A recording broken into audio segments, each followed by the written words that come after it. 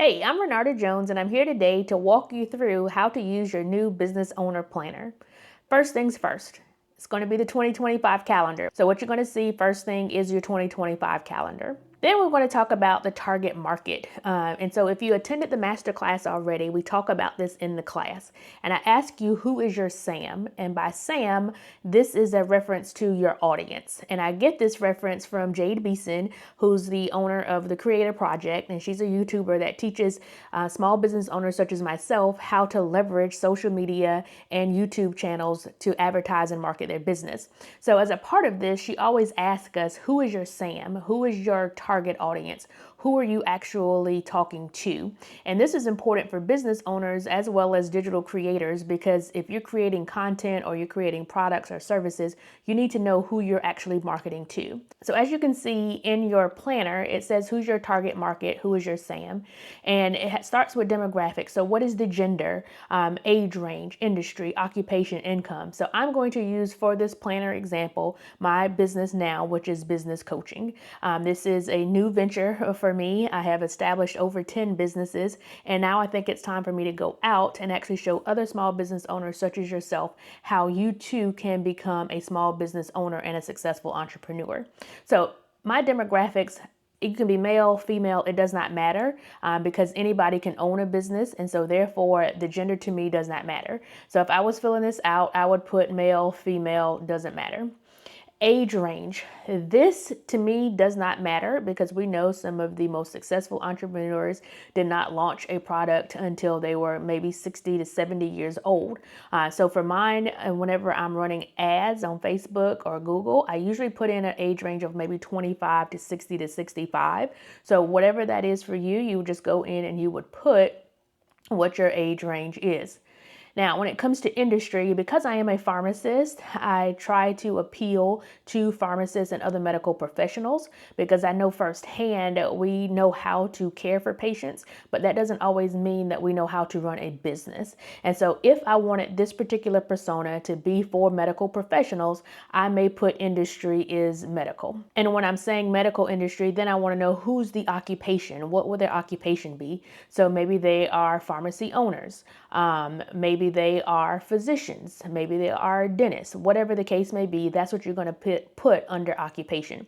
Now, what you're going to notice is it says persona name. And so persona name, I may do this one as my medical persona right here, because you can create different SAMs because you may have different audiences. The business coaching services I have are not just for folks that are in the medical industry. They could be for anyone. So I may want to create another persona for those folks. Okay, and then what are they interested? Oh, back to income. So for income, this is if you have some, maybe you have a high ticket item.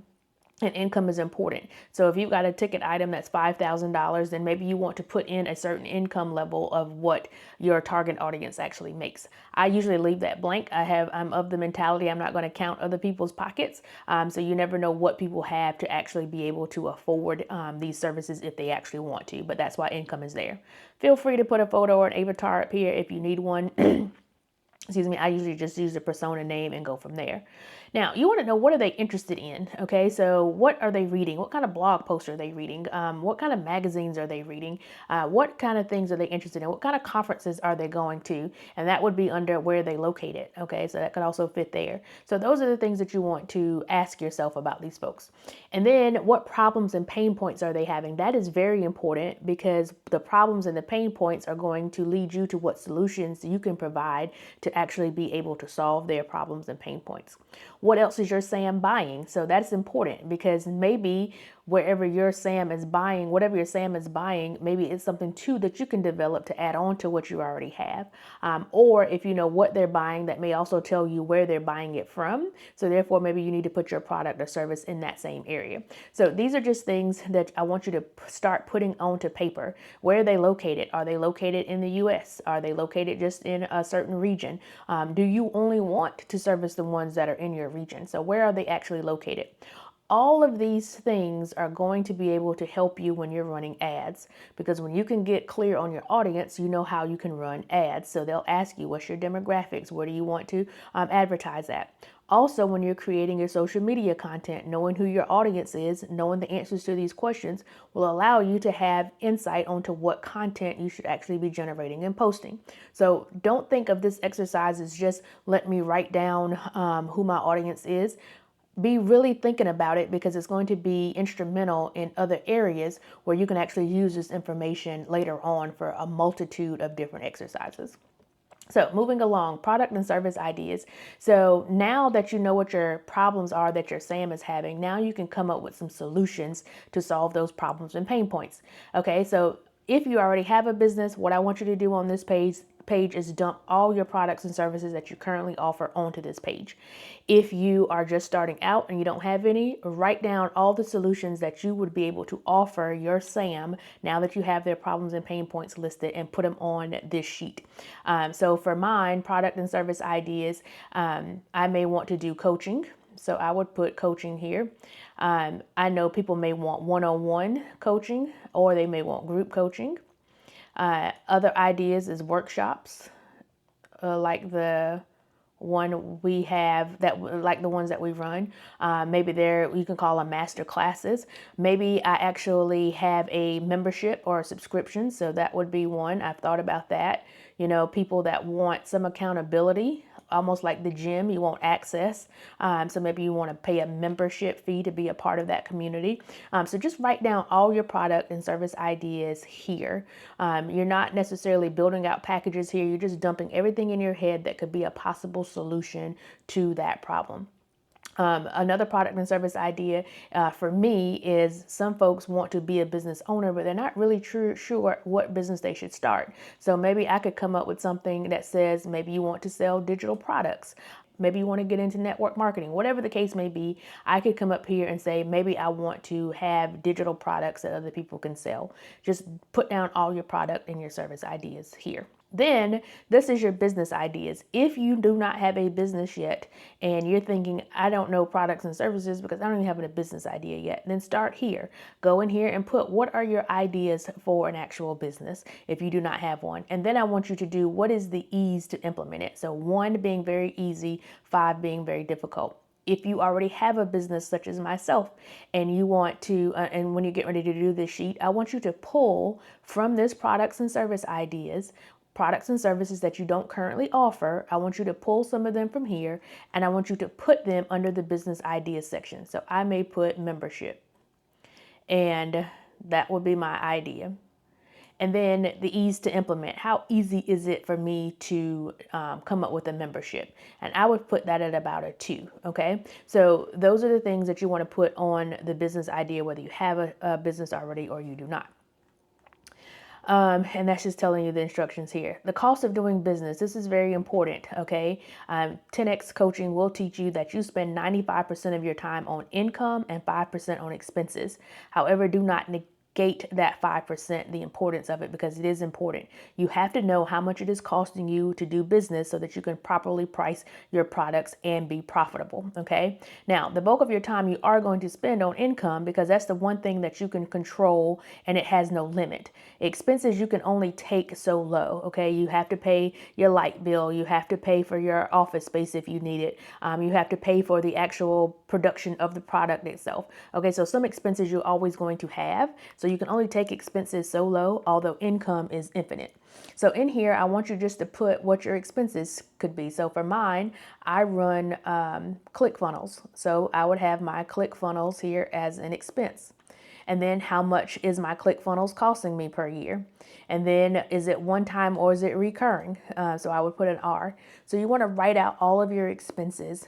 If you're developing a product, how much does it cost for you to actually develop that product or produce that product? If you have to ship it to someone because you have physical goods, what is the shipping charges? All of this stuff you want to put in here as expenses.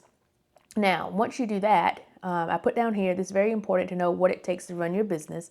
And that if you're selling a product, I got this from Sarah Blakely, who created Spanx, and she sold it. And now she's got this sneaker high heel stiletto called Sneaks. And she did a masterclass. And in the masterclass, she talks about how she prices her products. And she prices it at 4 times what it costs her to actually produce it. So a pair of her sneaks is about $400. I've got my first pair thanks to my boyfriend who bought them for my birthday. And so if I listened to her master class and she said at least 4 times, I can assume she paid about $100 to actually make the shoe. Okay, so you can do the same thing. If you have a product and you pay $20 for it, try selling it for $80 because that's 4 times what you actually paid for it. The other way is from the service industry, which I'm in, I try to do a 20% markup. And so I always want to make a 20% profit. Now that profit needs to cover all of your expenses and all of your expenses like overhead expenses as well as the cost of goods sold. So you could do it either way. You could do it 4 times whatever the cost of it is, or you could just say I always want to make a 20 or 30% profit on everything that I sell. And then here is the price list. And so when you do your price list, what I want you to do is I want you to lay out all of your products and services and then what the price is. So we just talked about what those prices should be. In the masterclass, we talk about the power of your prices ending in 7 versus 9. So if you haven't heard of that before, I would encourage you to attend one of the masterclasses. But instead of having things at $9.99, put it at $9.97.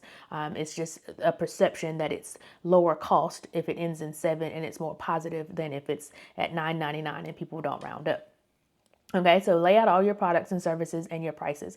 I would encourage you, if you already have products and services, to label those here and then apply the rule that we just talked about. Are you making at least 20% markup or whatever markup that you want? And then are you also doing it at 4 times the cost? Play around with it because maybe now's the time to change up your prices. Maybe you're not selling a lot and you don't understand why. Maybe you're overpriced. So just use this price list to give you some better insight and clarity around the pricing of your products. This one is one of my favorite exercises, and in the 10X program, it's referred to as incremental income. And so what happens is when you're doing incremental income, you want to know how much does it take for me to make an additional $2,000 a month, an additional $4,000 a month. And so what this sheet is, I took it and annualized it for the most part. And so what I want you to do is I want you to write out over here on the left side your annual goal revenue. Okay, so whatever you want to make for the year. So maybe I want to make $20,000 in 2025 from my coaching business. Okay, so if that's the case, I'm gonna put $20,000 over here on the left. And then product or service. So maybe I am going to do, we're just going to keep it simple. And the master classes, because I already have this set up, and I'm going to put masterclass as the product or service. And for every monthly masterclass that I hold, I'm thinking of selling it for $97 a seat. Okay, so if you attend a January class, all the classes in January, it would be $97 for January, another $97 for February. Okay, and then sales needed to goal. So now what I got to figure out, how many seats do I have to sell at $97 to make $20,000? And so let's pull up our calculator. And when we do that, we would take $20,000 and we would divide it by $97 and we would have 206. So I would have to sell 206 seats in order to get to my $20,000 annual goal. And then from there, you may say, well, 206 to me doesn't sound that bad, but let's just say I wanted to do the master class, and I said, well, how much would it be if I charged $197 for the class?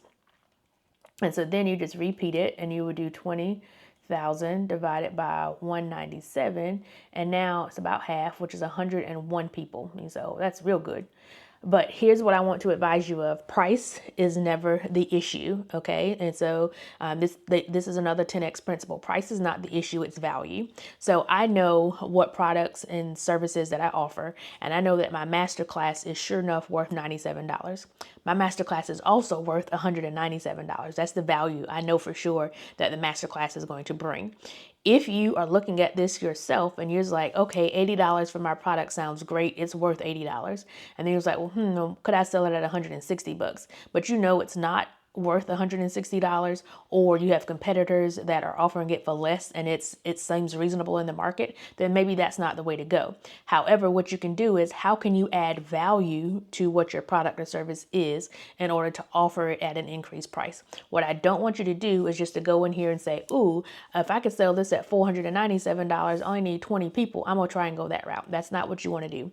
Your value of what you're bringing to the table and what you're selling in a product or service still needs to match your price point. Okay, so if you're trying to offer a higher ticket item price, then you need to be finding ways to add value to it. So please do this exercise. Maybe you have multiple products and services. So maybe you also have one-on-one coaching. And instead of me getting the entire amount from Masterclass, maybe I'll say I want 10,000 of it is going to come from one-on-one coaching. Or yeah, so let's do it that way. So if that's the case and I want to sell it for $497 a package, then what does that look like? So if I took 10,000, I say I want to get half from it, divided by 497 is 20 people. Okay. The other way that you can do this exercise is if you know you can do one-on-one coaching and you think for sure, I know I can get 10 people to do that coaching with me. So then you could have 10 times 497 is about $5,000. And so then you only need $15,000 left. And then you divide your $97 masterclass by it. And now you need 154 of the masterclass at $97 and 10 of your one-on-one at $497. And so these two would then give you your $20,000 in annual revenue. So you can play around with it to try and come up with what is your annual revenue target and what products and services and price points and units you need to sell in order to make that.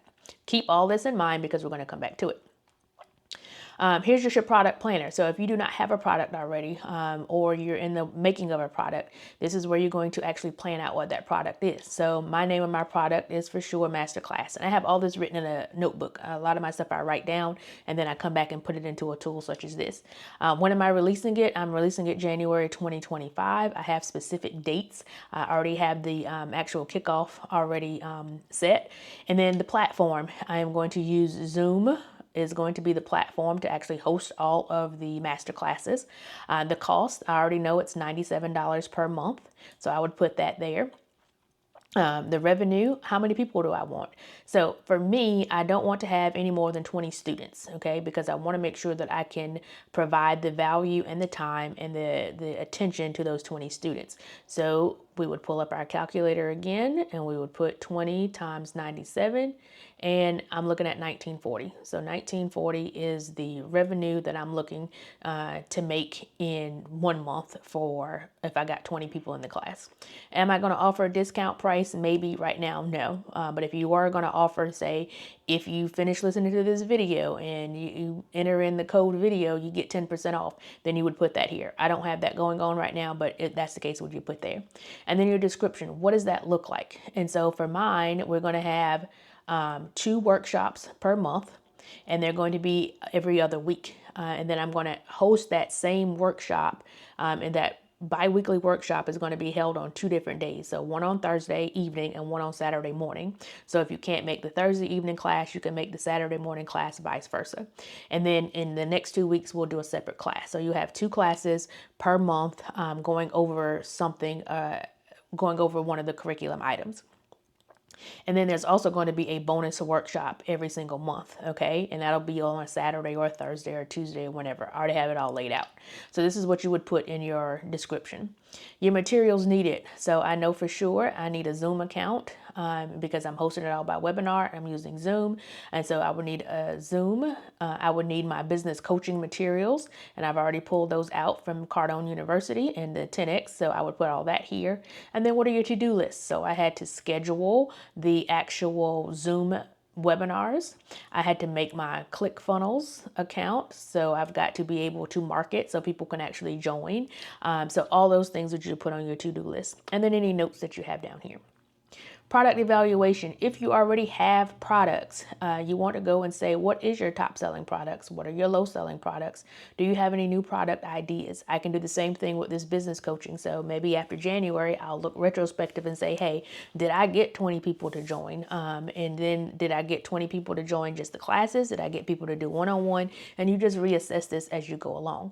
And then products in need of update. This is important because right now I have a managed care online course that I teach, and it needs updating because there's some updates that have occurred in the world of Medicare. It needs to be updated. So this is where I would put in here, I need to update my managed care course. These next few categories, so monthly finances, these are just things that you can use. They're just filler sheets if you want to. I use QuickBooks, so if you already have a business, the best thing to do is to put these things in QuickBooks and attach them to your bank account, because then what happens is all of this stuff will get automatically fed in. So your income tracker, the source will be, if you're doing affiliate links, maybe you're getting a source of income from there. Maybe you're getting a source of income from sales, your membership. These are the type of things that you could put in here. Or again, if you already have an established business, I would recommend you use QuickBooks or some type of accounting software to keep up with all that stuff. Expense tracker again. So if you're one of those folks that sometimes tend to forget what things should go in expenses, feel free to use this as an expense tracker. Now, this one is your annual profit tracker. And I told you earlier that we needed to make sure that we remembered what was on that earlier sheet about our annual revenue goal. So my annual revenue goal that I had on that sheet was $20,000 for business coaching sales. And this is for the year of 2025. All right.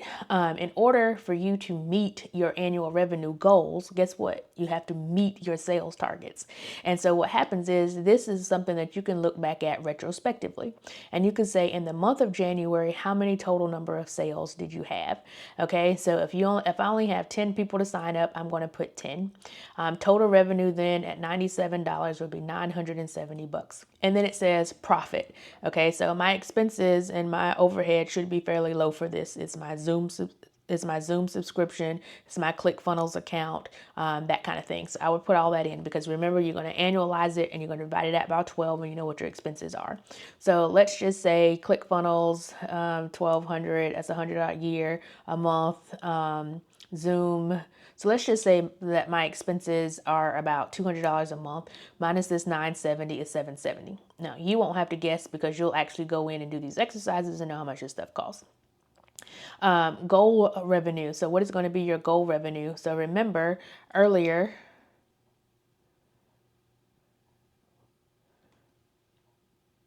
I needed to sell 206 or at $97. So we got to take that 206 that I needed to sell. Let's bring up our calculator again. And divide it by 12.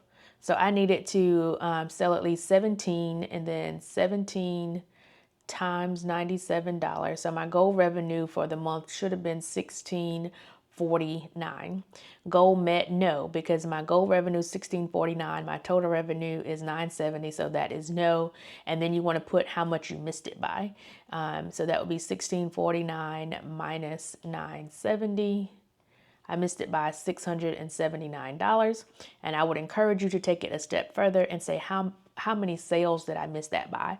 So we needed 16, I think it was, sales, and we only got 10, so we missed it by 6 people.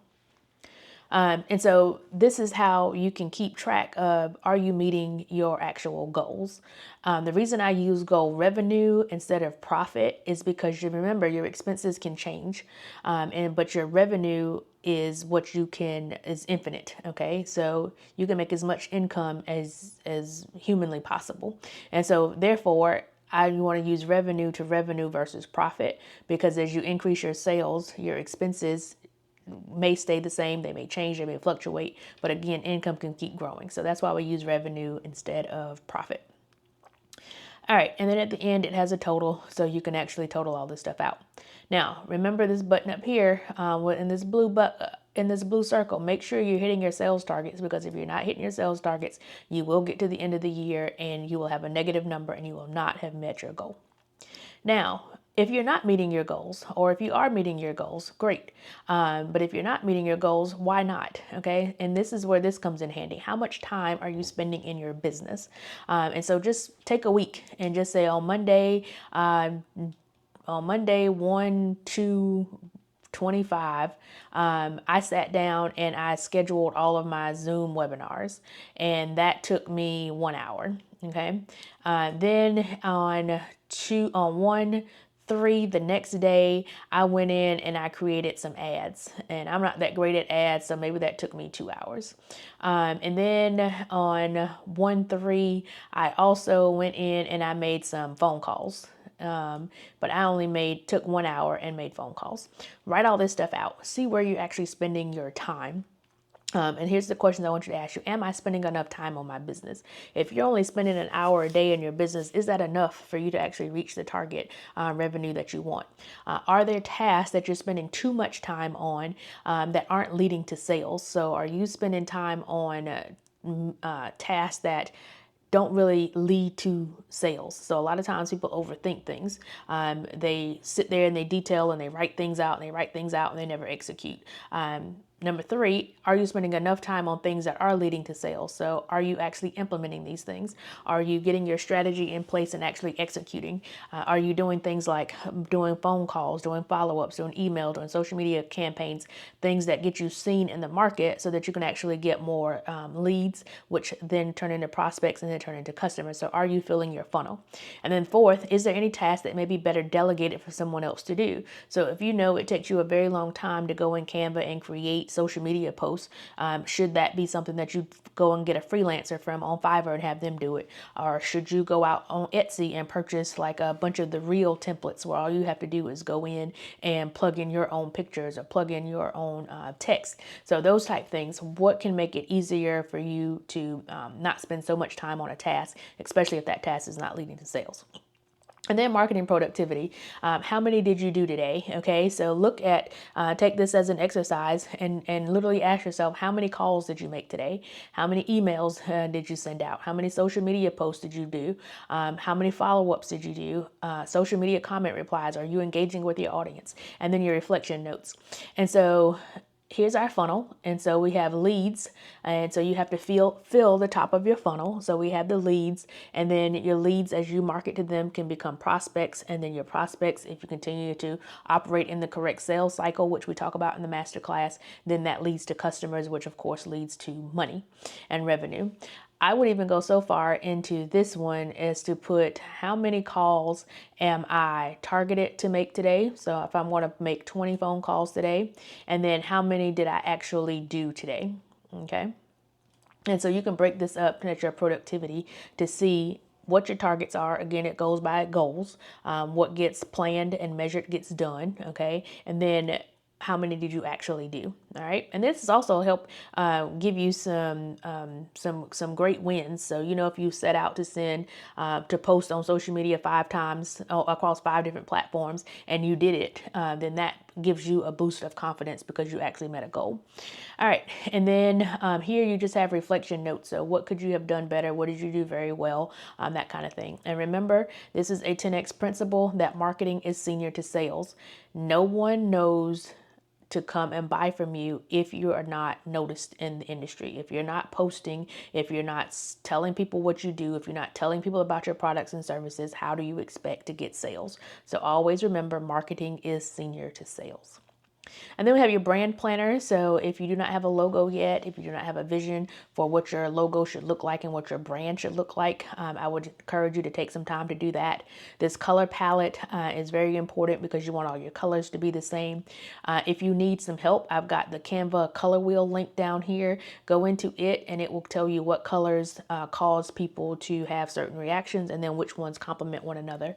And it'll even give you the color palette codes for whatever you pick, and it usually starts with a hashtag and it'll have some numbers and letters, and that's what you use just throughout so that you have consistent colors through your branding. Social media posts, you can use this as a way to engage what your social media content should look like. We also have a social media calendar that you get as a part of the master class, where you can actually put in the calendar when you want to post, what videos you want to post. But here you can see this is just what the idea is. Where do you want to post it? The date, the post time, purpose, that kind of stuff. CTA stands for call to action. So if you're posting something where you want your audience, your SAM, to do something, your reader to do something, that's what you would put there. All right, and competitor analysis. You always want to know what your competitors are doing, so you could spend some time on that, listen at what their strengths and weaknesses are, and then playing off of their weaknesses. Where they're weak, you're strong, okay? And that could be a selling point for you and your products and services. The rest of the rest of these sheets are around goals and tracking. So whichever format that you want to do, I would encourage you to do so. Take your yearly goal, put those yearly goals down into monthly goals, take those monthly goals down into weekly goals, or you can go yearly goals into quarterly goals, into monthly goals, into weekly goals, into daily goals, whichever way you want to do. But always remember the saying, how is the best way to eat an elephant? One bite at a time. Not that anybody wants to eat an elephant. However, so if I know I want $20,000 in annual revenue, and so if I need 20,000 and then I know that means I thought it was 206 people, then that tells me I already need 16 people per month. So my January goal would be to put 16 people in the class. So I would have 16 students. But then how many leads do I need? So how much marketing do I need to do in order to get 16 people to actually end up as a customer? Okay, so this is as a customer. This is not the prospect and the lead. This is how many of those people actually purchase. And I can tell you it's a whole lot more than you think. And so it may literally take 1,000 people seeing my post before 50 people will actually opt in to get the free business planner or to attend the free masterclass. Out of those 50, probably only 25 will show up for the masterclass. And then from there, how many of them will actually purchase? Maybe only 10. So that tells you how many you need and what your goal should be. As you get better acquainted with your products and your services and how people will actually react to these things, you'll be better able to gauge these things right here. For now, what I would tell you to do is to start with what you know for sure and then overshoot it, because it's going to take a whole lot more leads and a whole lot more effort than you think to actually get people to purchase some of these things from you. And that's all about the 10X rule. It takes a massive amount of effort to get to where you want to be. Don't get discouraged. Just know that it's going to take a lot, and that's what we're here for. All right, and then you keep going. Here's your goal action plan. So once you have what your goal is, if I want 16 people to join, why do I want 16 people to join? Because it helps me with my sales target. So you would put that in there. And then when are we going to start? Okay, we'll start in January. When's it due? What are your milestones? So you put all this stuff in here, and then you put in what your actions are. When are your due dates? So all of these things are here to help you plan what the action items and the steps is going to take in order for you to meet your goals. And then you can do it by day. Here's your day planner. I use Microsoft To Do. I love Microsoft To Do to put in the things that I have to do for that day. So if you want to use this to-do list, you can. You can use Microsoft To Do. You can use something, a calendar app on your phone or whatever. And don't forget to journal your thoughts, review affirmation cards, write down and review your goals. And we'll see that in the next couple of pages. So again, just another daily planner, notes pages, and here's your daily reflection. Good things that happened today. Always think about gratitude and things that you're grateful for, things that went well, things that were hard or stressful for today. What can you do to make tomorrow great? So let's not wallow in what has been or what occurred, but how can we make tomorrow great and keep proceeding towards our 10X goals? And then these are just some sheets if you want to use them. They're meeting notes, habit trackers. If you want to put in, maybe I want to exercise more, I want to drink more water, you can use this for the habit tracker. Ad tracker, when you start doing ads, maybe you want to keep up with them, which I would recommend you do. Although Facebook and Meta ads, they have a very nice dashboard that gives you all this information. Google ads does too, but if you want to put it into a planner, here's a way you can do that. Project planning guides, all this stuff down here, and then just different templates that you can choose for your liking for activities and things of that nature. And then we have our bank account. So this is just information if you wanted to put this somewhere in this sheet or a spreadsheet and put a password on it, or you could use a digital password locker like 1Password, or there's another Padlock digital accounts that you can use. So you have a master password that opens up all your links to your passwords for these accounts.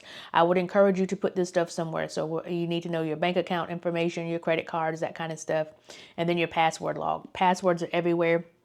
And so if you want to put what website, these logins and the passwords and things in here, that would be great. Notes could be like, what are the security questions? But again, you want to make sure that you're not storing this anywhere. You want to store it somewhere that has a password on it, just in case it gets compromised.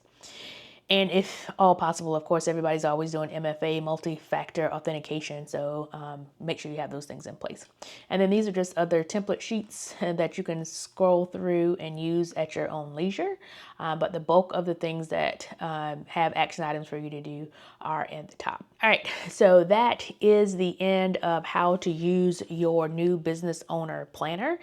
This is just the start of it, okay? I have several other planners and journals and things that are be coming out that's a part of the course, but this one here is really just to get you set on getting clarity around who your audience, who your target audience is, and what your target revenue is going to be, and get very clear on the goals it's going to take to reach your SAM, to get those SAM leads, prospects, and customers in order to be able to meet your annual revenue goal. So please drop in the comments below any questions that you have. I hope to see you at our masterclass. I hope to see you as a student. I hope to see you just succeed out here in business and do all things that are great. And remember, it takes a lot of action and massive action in order to reach some of your goals.